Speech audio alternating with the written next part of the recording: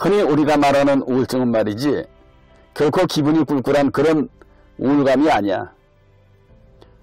존재감 상실증이고 자존감 황폐증인 거야.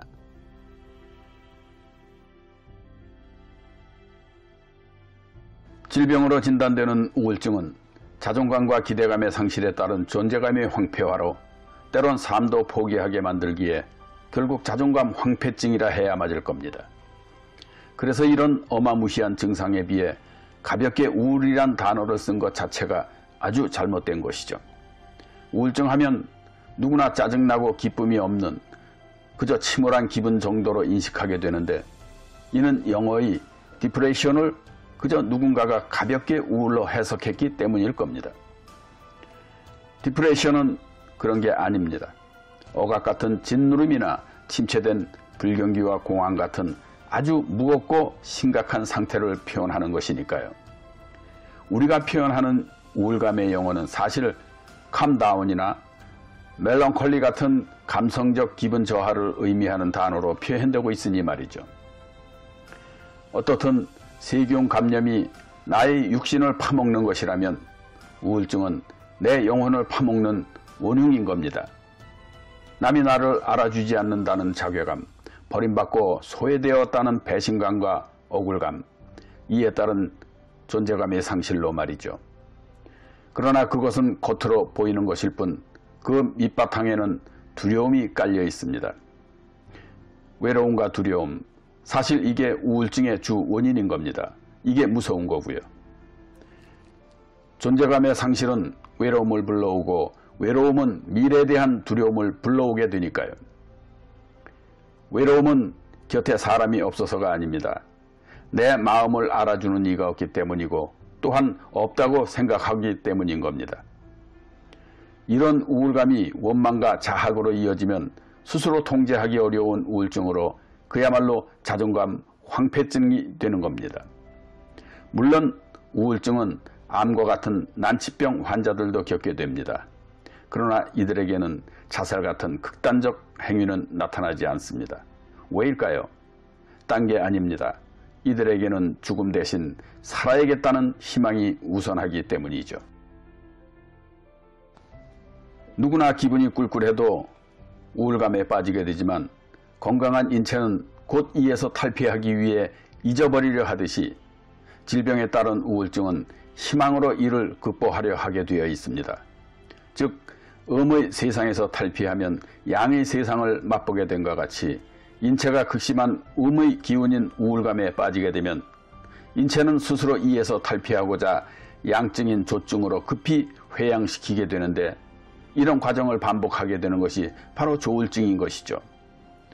이토록 조증과 우울증의 관계도 동양 철학의 음양 이론에 따른 음극사양과 양극사음의 현상 중 하나인 겁니다. 결코 서로 다른 병이 아닌 인체의 자구적 반응에 따른 결과로서 음의 기운이 극에 달하면 양의 기운을 나타내고 양의 기운이 극에 달하면 음의 기운을 보이게 되는 이치인 건데, 그렇다고 성질 자체까지 바뀌는 것은 아닙니다.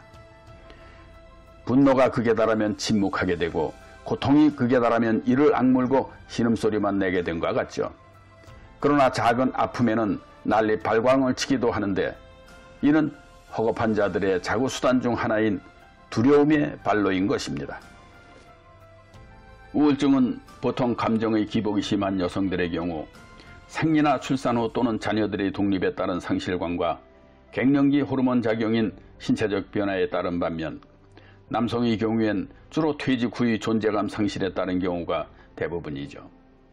이런 경우에도 계절적 변화에 따라 증세가 달라지는데, 해가 짧아지는 가을부터 겨울에 더 심해지기 마련이고, 겨울에 얼었던 땅이 해토되면서 자살률이 높아짐도 결코 우연한 일이 아닙니다.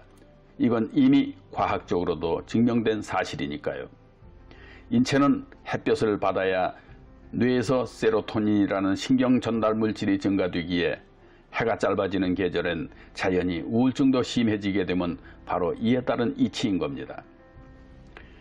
평소 인체는 음증으로 빠져 있을 때 급히 양의 기운으로 보충하려 두 가지 방법을 동원하는데, 하나는 생체 활동을 급격히 활성화시키기 위해 술을 들게 하는 방법이고, 또 하나는 콩이나 육류 등 기타 단백질이 풍부한 음식을 찾게 하는 겁니다. 술을 찾게 하면 행복 호르몬인 도파민을 직접 자극해 하며, 단백질 음식은 그 안에 들어있는 세로토닌의 원료인 트립토판이라는 물질을 섭취케 하여 세로토닌을 증가시키기 위한 방편인 거죠. 그런데 보통의 우울한 감정이 왔다리 갔다리 하는 경우에서나 이런 자구적 현상이 나타나지만, 증상이 정말 심각한 음증으로 쇠약해진 병적인 우울증의 경우 액티브한 양증의 기운을 받으면 그 힘을 치유하는 데 쓰지 않고 반대로 발휘하게 되면 이게 바로 자살인 겁니다. 그래서 심한 우울증에 술을 들고 자살하게 되거나 용감하게 높은 곳에 올라 뛰어내리게 되는 것이고, 또한 양의 기운으로 땅이 녹는 해토의 계절에 자살률이 높아지게 되는 연유인 것이죠.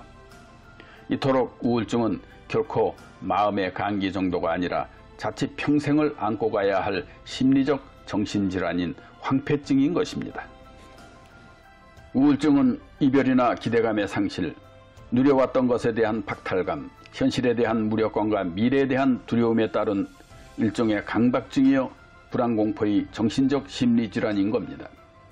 그러나 강박증과 불안공포증은 이들과 좀 다른 것이, 우울증은 어떤 외부의 도움이나 약도 원하지 않는 반면에 이들은 스스로 약을 찾으며 외부의 도움을 받으려 한다는 점이죠. 이것이 바로 우울증 안에도 음양의 기운이 작용한다는 증거입니다. 특히나 완벽주의자, 방어적인 성격, 피해의식이 많은 경우 우울증에 더 취약할 수밖에 없는 것이, 이는 마치 대문을 꼭꼭 걸어 잠그고 사는 것과 같은 거죠. 왜 그럴까요? 두려움 때문이죠. 흔히 우울증은 뇌의 신경 전달 물질의 부족에 따른 뇌의 병변으로 정의하고 있으나 그것만이 다가 아닙니다.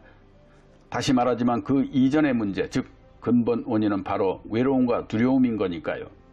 그래서 날씨가 좋아도 우울하고, 비가 와도 우울하고, 남이 즐거워도 우울하고, 꽃이 피고 새가 노래해도 우울하고, 그래서 술을 마신다면 조울증이 늪으로 들어가는 겁니다. 흔히 사람들은 말합니다. 모든 걸 다 내려놓고 평화로워지고 싶다고요. 그래서 때론 어리석은 행동들을 하기도 하는데, 그러나 세상 어떤 짐도 죽음보다 무거울 수 없고, 어떤 외로움과 두려움일지라도 죽음보다 더한 것은 없는 법입니다. 우울증도 마음장난이긴 마찬가지입니다. 뇌가 마음을 우울하게 만든다면 마음도 뇌를 우울하게 만드니까요. 부유한 삶 속에도 마음은 지옥인 사람도 많습니다. 즐거움도 과하면 기쁨은커녕 우울과 고통으로 뒤바뀌게 되어 있습니다. 그래서 인생은 항상 새로 뛰게 되어 있는 겁니다. 뒤집어질 모험도 하고 말이죠. 내가 먼저 손을 내밀고 노래하지 않으면 아무도 나를 보지 않습니다. 마음의 대문을 활짝 열고 억울하다거나 소외되었다고 생각지 마십시오. 외로움이나 두려움은 내가 만든 철창이요 헛개비이니까요.